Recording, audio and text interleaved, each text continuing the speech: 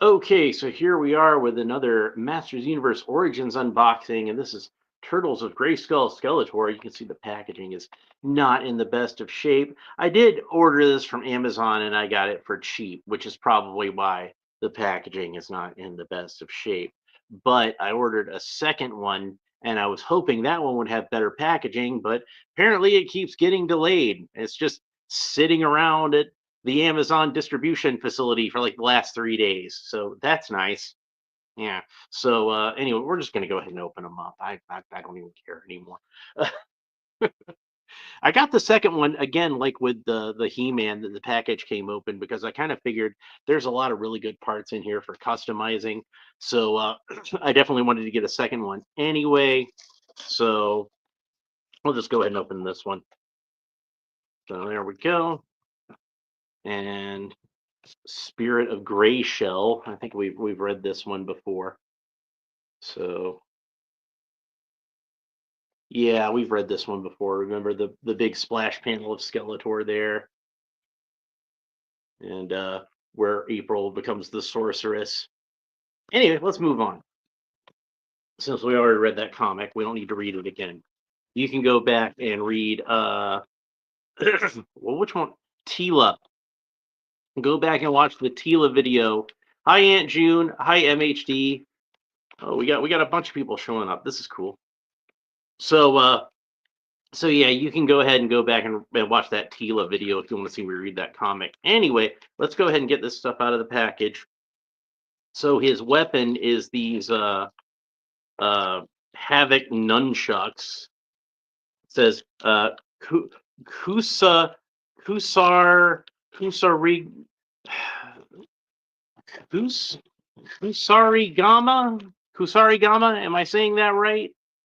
It's nunchucks with like a scythe blade built into it, and of course it's made out of the Havoc staff. So I guess he magically transformed his Havoc staff into nunchucks. Set that aside for now. But yeah, it says fit Havoc stack nunchucks into his hand. I'm not trying to say that word again. Uh, we got a picture on the back. It's bent in half with Skeletor fighting Donatello and some stuff in the background. We got Beastman over here, Leonardo over here, Michelangelo back here, Raphael is over here.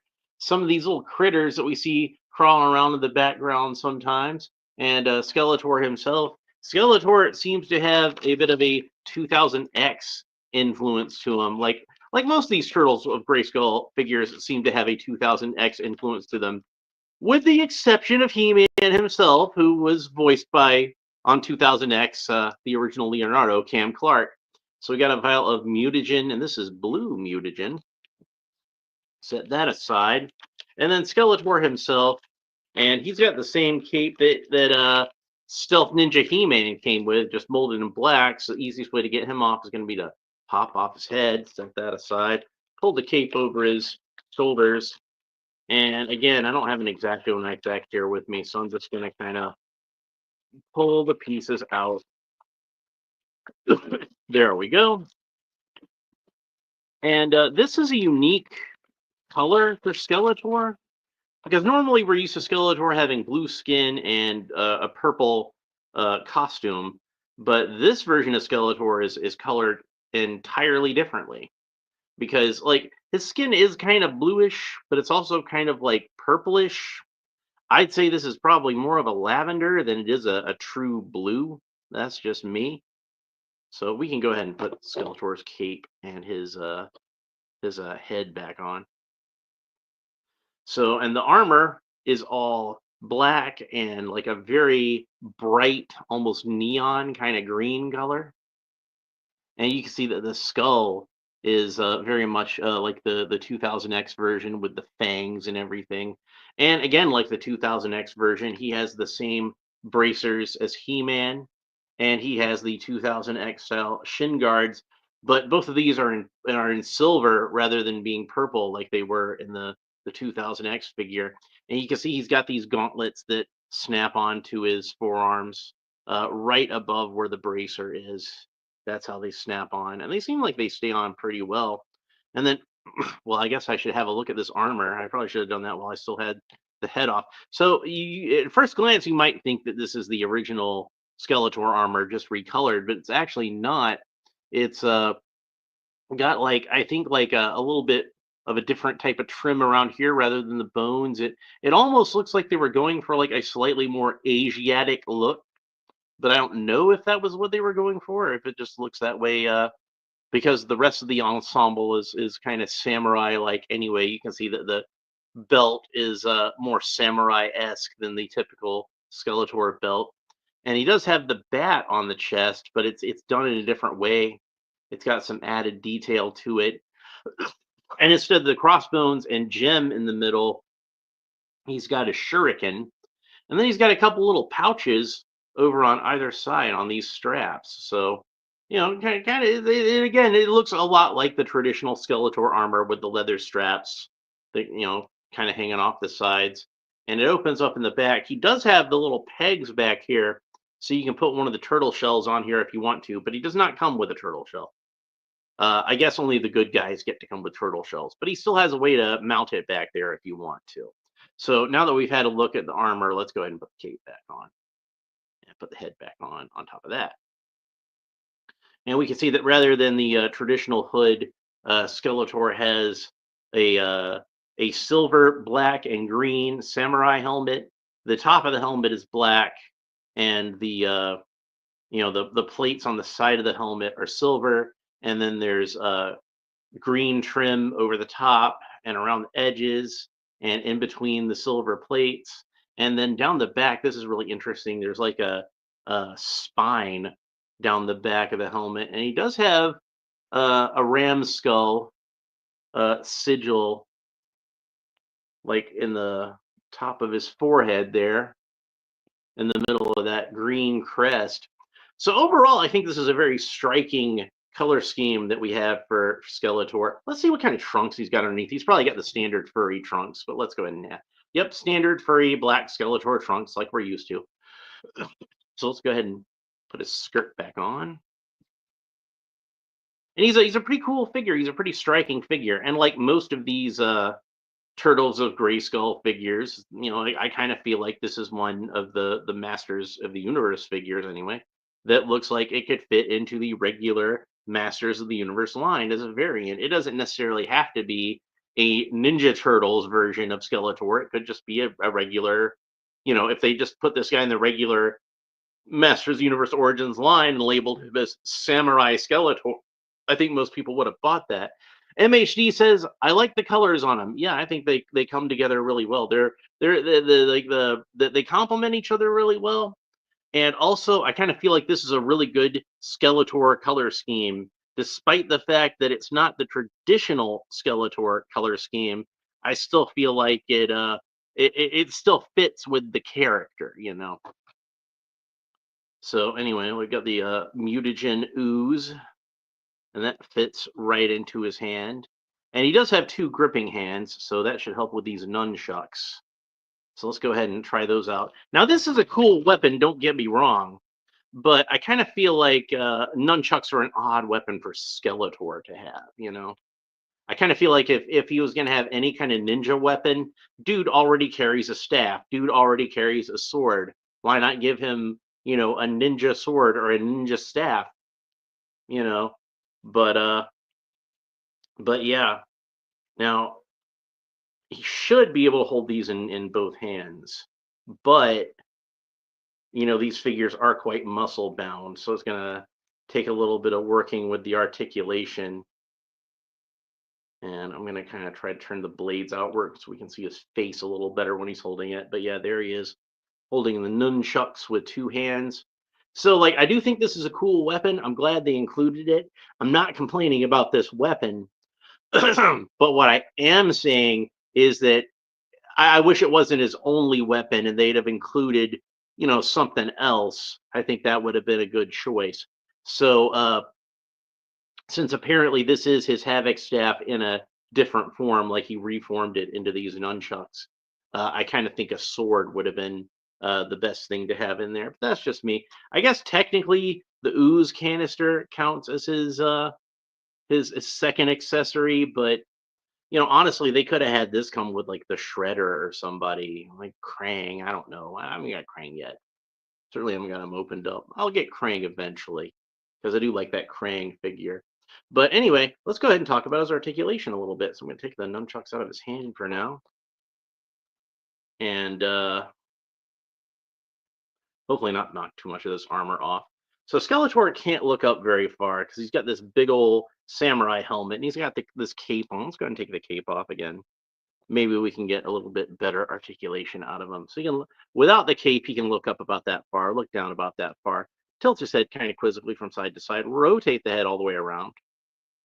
Now, I say this is a samurai helmet, and obviously it's a samurai helmet, and they do refer to him as, you know, evil samurai of destruction. But I gotta imagine this was at least somewhat influenced by the Shredder when he met him and thought, "Oh, that looks pretty cool. I'm gonna do something like that." Uh, Of course, the arms rotate all the way around, but like with most Skeletor figures, it's going to kind of bump into the leather straps there. That's to be expected. He's got a single joint of articulation at the elbow that bends about that far and rotates all the way around. Now, whenever you're messing around with his articulation on his elbow or his wrist, be mindful of these wrist guards because you can see they're going to bump into the articulation somewhat. The wrist does rotate all the way around. If I'm careful about it, I'm not going to bump into those wrist guards. There's just a little bit of room there, but the wrists do move back and forth, and that's where you're probably going to wind up more bumping into this forearm piece. So anyway, Skeletor can rotate all the way around at the wrist. At the wrist, he can rotate all the way around at the waist. He can kick up about this far, which is about typical for Masters of the Universe. He isn't really too encumbered by this skirt. He's just muscle bound, and that's how it's going to be. He's got a single joint of articulation at the knee, bends about that far, rotates all the way around. He does have a boot cut, so the boot rotates all the way around. Again, this is the same shin guard that the 2000X version of Skeletor has. We can point the foot down about that far, point it up about that far, and of course it rotates all the way around. So let's go ahead and put the cape back on him now that I got that out of the way. So yeah, if you got He-Man, you got to have Skeletor. If you got Skeletor, you got to have He-Man. You can't have one without the other. They're the yin to each other's yang. So I did go ahead and bring over my modified with the 2000X armor and head, but I decided to keep the Alcala Power Sword because I like that one best. So we can have He-Man face off against Skeletor.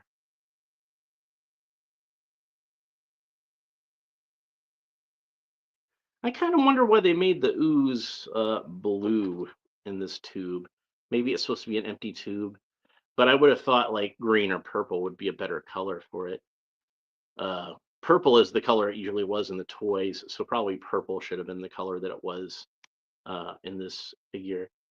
But yeah, there he is, and they're about to fight. He's about to try to slime He-Man with this stuff again. Uh, the He-Man 2000X is amazing, says Max Games and Toys. Yeah, I like the way that this one turned out. I liked the design of the 2000X He-Man, but I wasn't really that fond of the original figure because I kind of felt like he was kind of gangly for He-Man. Like if it was any like random superhero character, I'd probably be fine with that build. But He-Man's got to be kind of muscles on top of muscles. So when they did this version of He-Man, and he's based on the form of the classic He-Man, and they even used the He-Man face, like the vintage style He-Man face. He's just got the new hair on him. Well, that's pretty much my perfect 2000X He-Man. That's what I kind of felt like he always should have looked like. And I've been watching the animated series, the 2000X animated series on Amazon Prime because it's on there right now, and I've really been enjoying it.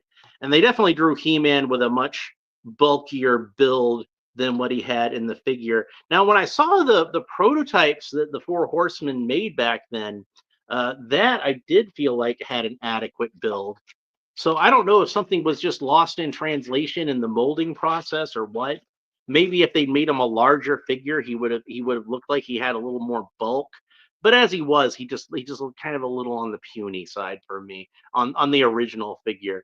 But the origins version kind of took the costume design and the hairstyle and all the stuff that I really liked about that version of He-Man, and put it on a more classic He-Man, and that made him perfect. So, and then plus like I said, this is just the Stealth Ninja He-Man, and I just swapped out the head and the breastplate, and that